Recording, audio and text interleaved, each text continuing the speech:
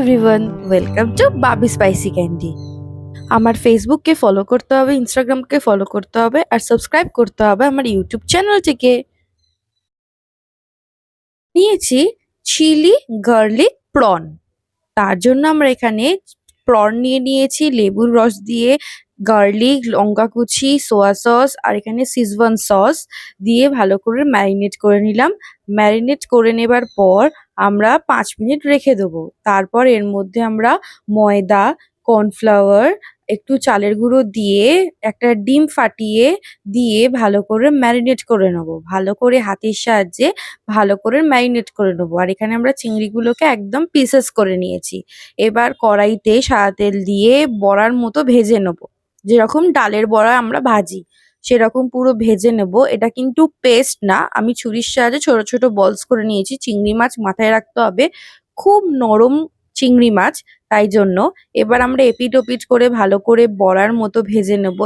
Fry, golden fry করে নেবো।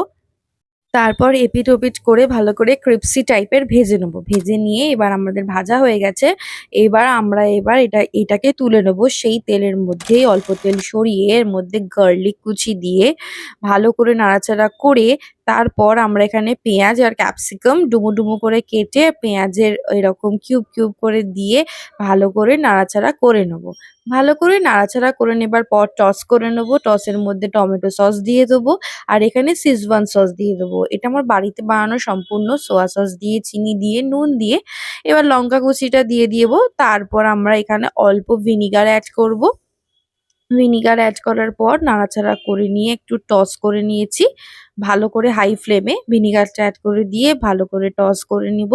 নিয়ে একদম এখানে অল্প অল্প করে আমি একটু ঠিক করার জন্য কর্নফ্লাওয়ার অ্যাড করেছি, জাস্ট অল্প।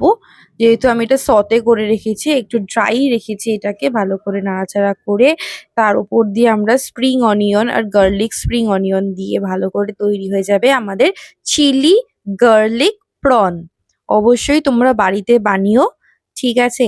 আর অবশ্যই তো খুব জলদি সহজে তৈরি হয়ে যাবে। Thank you for watching. Subscribe করতে ভুলবে না আমার চ্যানেলটিকে। আর লাইক করবে, কমেন্ট করবে, কেমন হয়েছে অবশ্যই জানাবে। বাই।